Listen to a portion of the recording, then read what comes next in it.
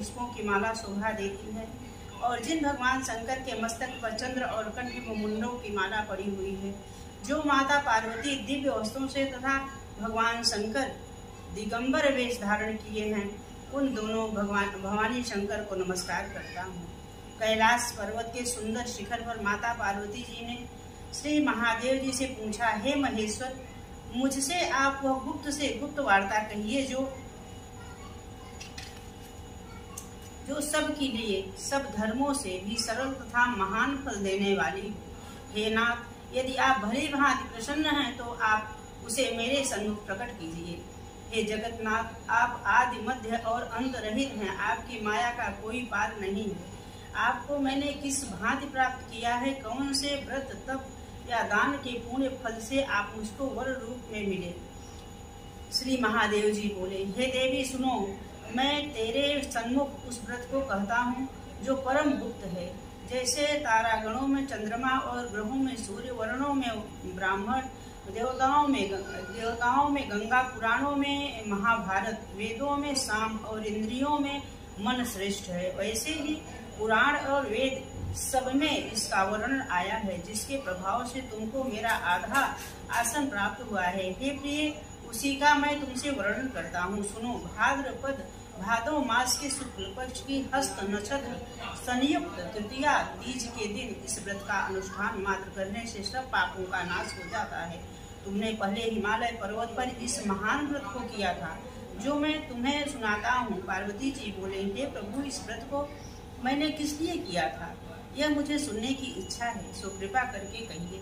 शंकर जी बोले, आर्यावर्त में हिमालय नामक एक महान पर्वत है, जहाँ अनेक प्रकार की भूमि अनेक प्रकार के वृक्षों से सुशोभित है, जो सदैव बर्फ से ढके हुए तथा गंगा के कलकल ध्वनि से शब्दायमान रहता है। हे पार्वती जी, तुमने बाल्यकाल में उसी स्थान पर परम तप किया था, और तुमने 12 वर्ष तक जल में रहकर तथा वैशाख मास में अग्नि में प्रवेश करके तप किया। श्रावण के महीने में बाहर खुले में निवास कर अन्न त्याग कर तप करती रही। तुम्हारे उस कष्ट को देखकर तुम्हारे पिता को बड़ी चिंता हुई। वे चिंतातुर होकर सोचने लगे कि मैं इस कन्या की किससे शादी करूं। इस अवसर पर दैव योग से ब्रह्मा जी के पुत्र नारद जी वहां आए। देवर्षि नारद ने तुम शैलपुत्री को देखा। तुम्हारे पिता हिमालय ने देवर्षि को अर्घपाद्य आसन देकर सम्मान सहित बिठलाया और कहा, हे मुनीश्वर, आपने यहाँ तक आने का कष्ट कैसे किया, कहिए क्या आज्ञा है। नारद जी बोले, हे गिरिराज, मैं विष्णु भगवान का भेजा हुआ यहाँ आया हूँ, तुम मेरी बात सुनो। आप अपनी कन्या को उत्तम वर को दान करें।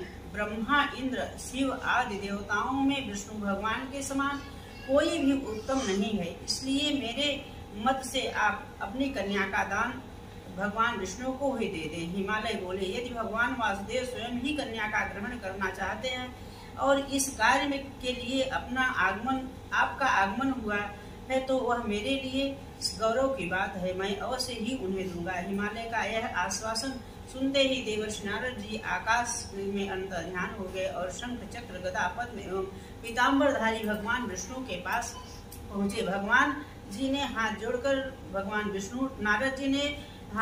भगवान विष्णु से कहा, प्रभु, आपका विवाह कार्य निश्चित हो गया है। इधर हिमालय ने पार्वती जी से प्रसन्नता पूर्वक कहा, हे पुत्री, मैंने तुमको गरुड़ भगवान विष्णु को अर्पण कर दिया है। पिता की इन वाक्यों को सुनते ही पार्वती जी अपनी सहेली के घर गईं और पृथ्वी पर गिरकर अत्यंत दुखित होकर विलाप करने लगी। उनको विलाप करते हुए देखकर सखी बोली, हे देवी, तुम किस कारण से दुख पाती हो, मुझे बताओ, मैं अवश्य ही तुम्हारी इच्छा पूर्ण करूंगी। पार्वती बोली, हे सखी, सुन, मेरी जो मन की अभिलाषा है सुनाती हूँ। मैं श्री महादेव जी को वर्ण करना चाहती हूँ। मेरे इस कार्य को पिताजी ने बिगाड़ना चाहा है, इसलिए मैं निसंदेह इस शरीर का त्याग करूंगी। पार्वती जी के इन वचनों को सुनकर सखी ने कहा, हे देवी, जिस वर को तुम्हारे पिताजी ने न देखा हो, जिस वन को तुम्हारे पिताजी ने न देखा हो, तुम वहां चली जाओ। वहां, हे देवी पार्वती, तुम अपनी सखी का का यह वचन, चली जाओ। अपनी सखी का वचन सुन ऐसे ही वन को चली गई। पिता हिमालय ने तुमको घर पर न पाकर सोचा कि मेरी पुत्री को कोई देव, दानव अथवा किन्नर हरण करके ले गया है। मैंने नारद जी को वचन दिया था कि मैं पुत्री का गरुड़ ध्वज भगवान के साथ वरण करूंगा। हाय, अब यह कैसे पूरा होगा? ऐसा सोचकर वे बहुत चिंतातुर को मूर्छित हो गए। तब सब लोग हाहाकार करते हुए दौड़े और मूर्छा दूर करने पर गिरिराज से बोले कि हमें आप अपनी मूर्छा का कारण बताओ। हिमालय बोले, मेरे दुख का कारण यह है कि मेरी रत्न रूपी कन्या को कोई हरण करके ले गया, या सर्प डस गया, या किसी सिंह या व्याघ्र ने मार डाला।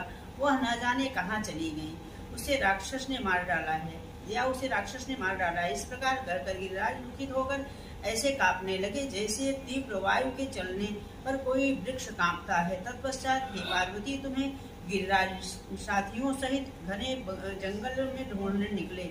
सिंह, व्याघ्र, रीछ आदि हिंसक जंतुओं के कारण वन महाभयानक प्रतीत हो रहा था। तुम भी सखियों के साथ भयानक जंगल में घूमती हुई वन में एक नदी के तट